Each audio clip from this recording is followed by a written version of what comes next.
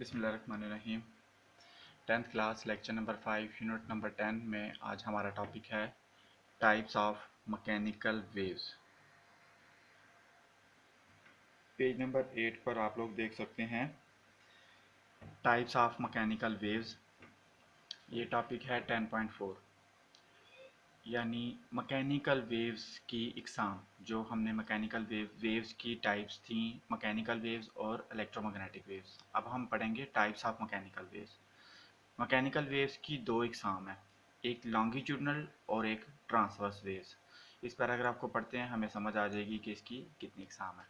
Depending upon the direction of the displacement of medium with respect to the direction of the propagation of wave itself, mechanical waves may be classified as longitudinal waves or transverse wave। Mechanical waves को दो types में divide किया गया है, एक longitudinal wave है और एक ट्रांसवर्स वेव है। और ये डिपेंड करती हैं दोनों किसी भी जिस मीडियम से ये पास हो रही होती है। मैकेनिकल वेव्स को प्रोपिगेट करने के लिए किसी मीडियम की ज़रूरत होती है, लिहाजा ये दोनों वेव्स जो हैं इसकी एग्जाम जिस मीडियम में प्रोपिगेट करती हैं उस मीडियम की डायरेक्शन, उस मीडियम के जो पार्टिकल वाइब्रेटरी मोशन कर रहे होते हैं उनके वाइब्रेटरी मोशन के ऊपर डिपेंड करती हैं, उनकी डायरेक्शन के ऊपर डिपेंड करती हैं। पेज नंबर 9 पर एक फिगर है 10.8 में आप देख सकते हैं कि ये एक स्प्रिंग है और इस स्प्रिंग के दो एंड्स हैं। एक एंड्स को हैंड के साथ पकड़ा हुआ है ये, और यहाँ पर एक सपोर्ट के साथ इस स्प्रिंग को कनेक्ट किया हुआ किसी वॉल के साथ। और ये एक स्प्रिंग है, इसको हम स्लिंकी कहते हैं, स्लिंग की स्प्रिंग है ये, यानी सॉफ्ट, काफ़ी सॉफ्ट फ्लेक्सिबल स्प्रिंग है जो इजीली मूव कर सकता है। इस हैंड से हम मूव करते हैं, मूवमेंट ऑफ हैंड, इस स्प्रिंग को राइट लेफ्ट मूव करेंगे। ये स्प्रिंग के ऊपर हम लॉन्गिट्यूडनल वेव्स को प्रोड्यूस करने की कोशिश कर रहे हैं। ये इसको बाद में हम पढ़ेंगे, इसके पैराग्राफ को, पहले इसको फिगर में समझ लेते हैं कि लॉन्गिट्यूडनल जो मैकेनिकल वेव की फर्स्ट टाइप है उसको हम कैसे प्रोड्यूस कर सकते हैं स्प्रिंग के ऊपर। तो एक है स्प्रिंग के एक एंड को हैंड से पकड़ लिया और उसको राइट एंड लेफ्ट मूव करेंगे, मूवमेंट ऑफ हैंड यहाँ आप देख सकते हैं। ये जो स्प्रिंग है इसके जो लूप्स हैं, ये जो लूप्स हैं ये कंप्रेस हो जाएंगे, इस तरीके से कंप्रेशन प्रोड्यूस होगा और यही कंप्रेशन फिर रे रिफ्लेक्शन में प्रोड्यूस हो जाएगा। और इसके स्प्रिंग के जो लूप्स हैं ये वाइब्रेटरी मोशन करेंगे along the direction of the wave travel. जिस डायरेक्शन में वेव ट्रेवल करेगी, ये राइट साइड पर वेव ट्रेवल कर रही है, तो क्योंकि इसको हमने पुश एंड पुल किया है अपने हैंड की मदद से, तो ये वेव की डायरेक्शन ये है, direction of the wave travel. और इसके ये लूप्स जो हैं वो उनकी डायरेक्शन भी, वो भी वाइब्रेटरी मोशन कर रहे हैं along the direction of the wave travelling. तो डिस्प्लेसमेंट ऑफ द पार्टिकल यहाँ दिखा रहा है कि पार्टिकल जो इस साइड पर डिस्प्लेस हो रहे हैं, ये कंप्रेशन जो यहाँ था वो कंप्रेशन यहाँ पहुँच चुका है, आगे बढ़ गया हुआ है।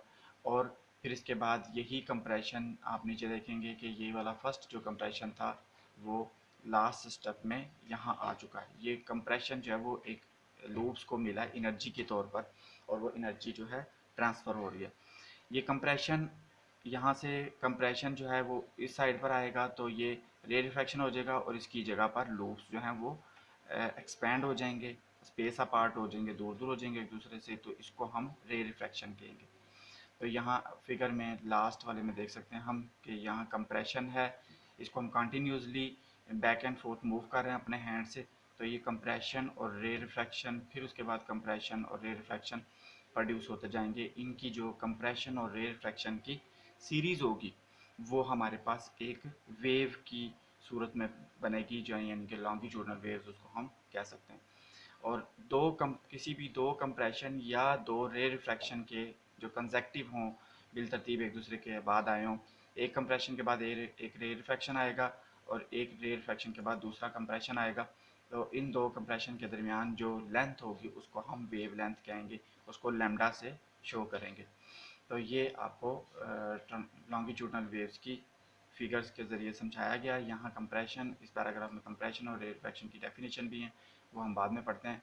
इससे पहले हम लॉन्गिट्यूडनल वेव की डेफिनेशन को पढ़ते हैं। In longitudinal wave, the particle of the medium move back and forth along the direction of the propagation of the wave। यानी कि longitudinal जो wave है उसमें होता क्या है कि जो पार्टिकल ऑफ द मीडियम, जिस मीडियम से वो वेव ट्रेवल कर रही होती है, उसी मीडियम के पार्टिकल जिस डायरेक्शन में वेव मूव कर रही होती है उसी के अलोंग मूव करते हैं। मीडियम के जो पार्टिकल हैं वो वेव की मूवमेंट की डायरेक्शन में ही वाइब्रेटरी मोशन करते हैं। कंप्रेशन और रे रिफ्रैक्शन क्या है, इस पैराग्राफ को आप पढ़ेंगे तो आपको पता चल जाएगा। Series of disturbances in the form of waves will start moving along the length of the slinky। इस स्प्रिंग को हम स्लिंकी स्प्रिंग कहते हैं।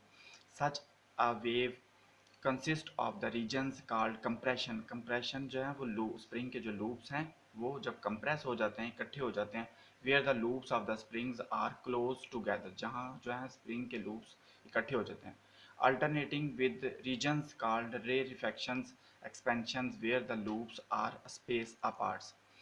उसके बाद हम यहाँ पर वेवलेंथ के बारे में देखते हैं कि वेवलेंथ क्या है। The distance between the two, यहाँ से देख सकते हैं, the distance between the two consecutive compression is called wavelength. ये वेवलेंथ की डेफिनेशन है, इसके अंदर लिखी हुई है। इसी तरह ट्रांसवर्स वेव्स जो हैं, अभी हमने लॉन्गिट्यूडनल वेव्स पढ़ी हैं, इसके बाद हम ट्रांसवर्स वेव की डेफिनेशन पहले पढ़ते हैं फिर इसको समझेंगे।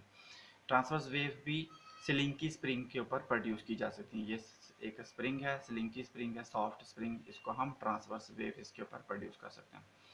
In case of transverse wave, the vibratory motion of the particle of the medium is perpendicular to the direction of the propagation of the wave। Transverse waves में जो मीडियम, जिस मीडियम से वेव ट्रेवल कर रही होती है उस medium के पार्टिकल परपेंडिकुलरली मूव करते हैं। यानी अगर वेव जो है वो राइट साइड पर मूव कर रही है तो पार्टिकल जो है वो अप एंड डाउन मूव करेंगे। यहाँ आप इसको देख सकते हैं। जबकि हमने लॉन्गिट्यूडनल वेव में ये पढ़ा कि जिस डायरेक्शन में वेव मूव कर रही होती है उसी डायरेक्शन में पार्टिकल के, मीडियम के जो पार्टिकल हैं वो भी along the direction of the propagation move करते हैं।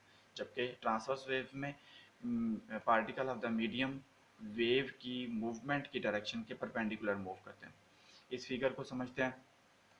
इस फिगर में एक स्प्रिंग है, ये स्लिंकी स्प्रिंग है, इसको हमने एक स्पोर्ट के साथ कनेक्ट किया हुआ है और सेकंड एंड जो है वो अपने हाथ में पकड़ा हुआ है और इसको अप एंड डाउन मूव कर रहे हैं अपने हाथ की मदद से। Movement of the hand from side to side, इसको हम ऊपर नीचे की तरफ मूव करते हैं। तो ये स्लिंकी स्प्रिंग के ऊपर एक यहाँ पर क्रेस्ट और नीचे यहाँ पर ट्रफ बनते हैं और यही क्रेस्ट एंड ट्रफ जो है वो मूव करते हुए आगे जाते हैं और ये मूवमेंट वेव मूवमेंट है, यानी कि जो इसके ऊपर वेव्स बनती हैं वो, उनको हम ट्रांसवर्स वेव्स कहते हैं। इसी तरह की क्रेस्ट एंड ट्रफ से बनने वाली वेव्स को हम ट्रांसवर्स वेव कहेंगे। और ये क्रेस्ट फिर यहाँ आ जाएगा और फिर ये ट्रफ इसकी जगह, और इससे इस तरीके से क्रेस्ट एंड ट्रफ जो है वो कंसेक्टिवली मूव करेंगे। और इस उसी तरह दो क्रेस्ट जो ऊपर वाले उभार हैं इनके दरमियान जो डिस्टेंस होगा यानी जो लेंथ होगी उसको हम वेवलेंथ यानी लैम्डा से शो करेंगे। तो ये हम इसको अब यहाँ पीछे पेज नंबर 9 पर इसको एक्सप्लेन किया गया है, तो इसको भी थोड़ा सा पढ़ लेते हैं। We can produce transverse wave with the help of the slinky। Stretch out a slinky along a smooth floor with one end fixed, grip the other end of the slinky and move it up and down quickly। इसको हम तेजी से ऊपर नीचे की तरफ move करेंगे। Wave in the form of alternate crest and trough will start traveling towards the fixed end। The crests are the highest point while the troughs are the lowest point of the particle of the medium from the main position। The distance between two consecutive crests or trough is called wavelength।